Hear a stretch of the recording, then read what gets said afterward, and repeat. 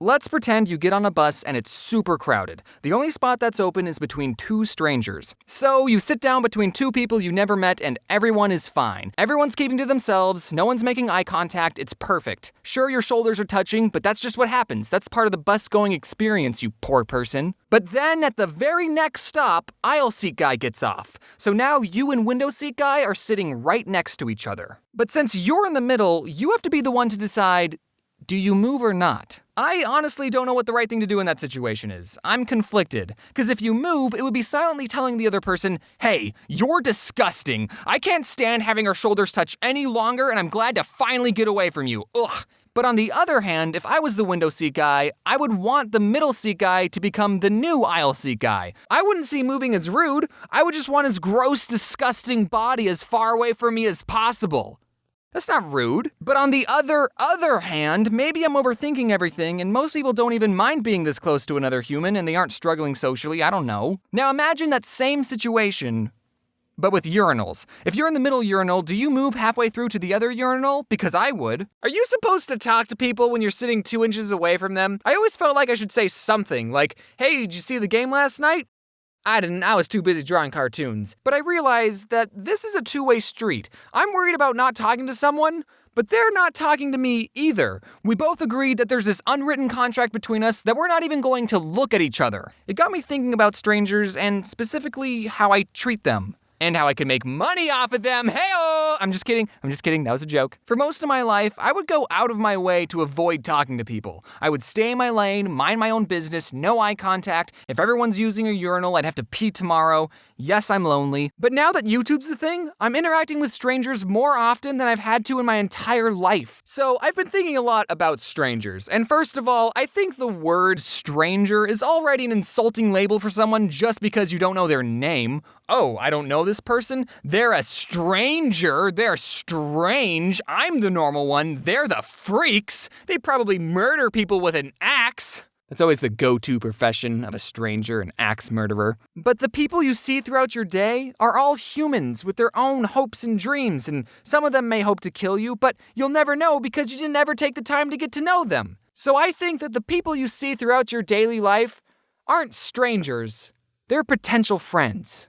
Except for the weird ones, obviously, stay away from them. And yes, I'm telling you to judge people based on their appearance. They're the ones that chose to wear anime shirts in public, okay? So back to the bus scenario. I'm sitting right next to this fellow human being. So far, there's not a single reason why I should dislike this person, but I don't know why, if you put him and me on a bus next to each other, I want him as far away from me as possible. Just stop touching my shoulder! So that was the last time I took the bus. Unfortunately, that's not the only place you meet strangers. One time I was at Home Depot and I was looking for jumper cables and I couldn't find them anywhere. And I don't know if I'm the only human that's like this, but I will try everything in my power to not talk to a sales associate. I guess it's because I know they get paid minimum wage and their life sucks and I just want to leave them alone and not make their job any harder than it has to be. But asking employees for help isn't even bothering them that much. In fact, I think it's part of their job. Like, what's the worst thing they're gonna say?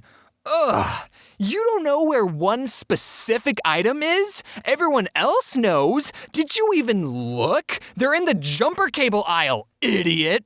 No one's gonna think that. So feeling desperate, I mustered up what little courage I had and swaggered up to someone wearing an orange vest and said, excuse me, do you know where the jumper cables are? I don't work here. Oh, you don't work here?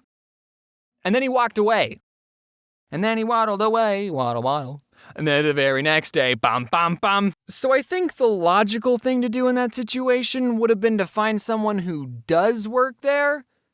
But I left the store because I didn't want to run into that same guy again.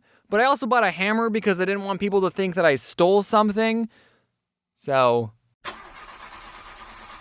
oh yeah. And by the way, if you wear an orange vest to Home Depot, just expect people to ask you for help. Same goes for people who wear red shirts at Target.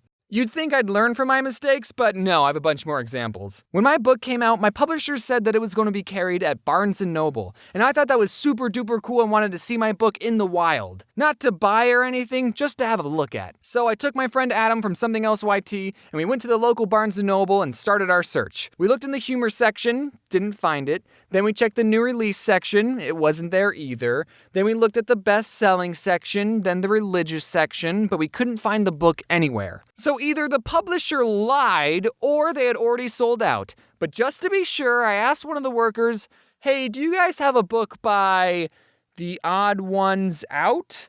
He kind of looks like this. And the worker typed something out on his computer and said, oh yeah, we got those in the back. We just haven't put them out yet. So then he went to the back room, brought out a copy and handed it to me saying, here you go, kid. And I thought, well, frick. I can't just hand it back to the guy and say, oh no, that's okay. I didn't want to buy it. I just wanted to have a look at it. Do you know how inconvenient that would be? So the only less awkward option I could think of was to buy my own book. And you know what? I'd get a couple cents back from this purchase, so it wouldn't have been a total loss. But Adam, being the more sensible one, said, dude, this is ridiculous. You have to come clean. So then he went to the worker and said, so he actually wrote this book. He just wanted to get a look at it, like, in the wild. And the worker said, oh, that's so cool. Do you want to sign our copies? And then I thought, well, hold on. You're not even going to ask me for my ID? How do you know I actually wrote this book and I'm not some guy trying to deface someone else's? And then the guy gave me a whole stack of my books and I signed them all. Last story before I go. I was in the hallway of a building and me and this potential friend crossed paths. He said, hello, and I was going to respond with, hello, and how's it going? But I combined the two and ended up saying, how? And then I jumped out a window and fell to my death. I can't rationalize that behavior. Maybe I spend too much time on the computer and I'm not used to looking at real people's faces, but I'm trying to change. Don't get me wrong, going to conventions and meeting fans has helped me a lot with talking to people. Granted, those conversations are usually one-sided and a real stranger won't already know who I am, but they've still helped me. Now, you might be expecting me to give you advice on overcoming social anxiety, but if you watch this video, you know I'm not the most qualified to give that advice, but I'll try my best.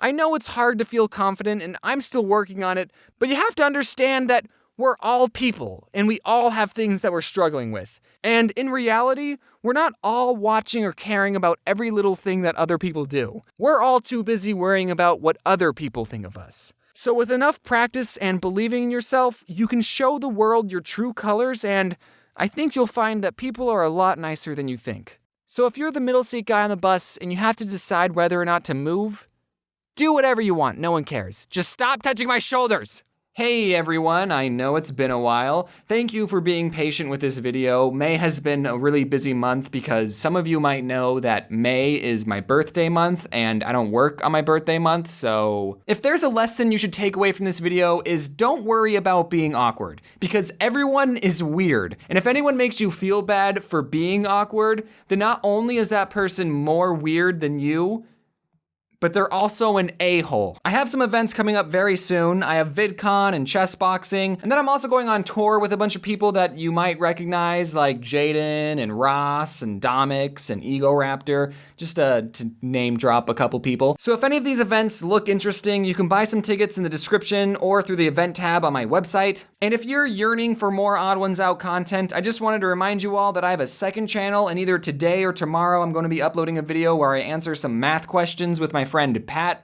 Please watch it. As always, thanks to everyone who worked on this video, and a big thanks to you, dear viewer, for wearing your seatbelt.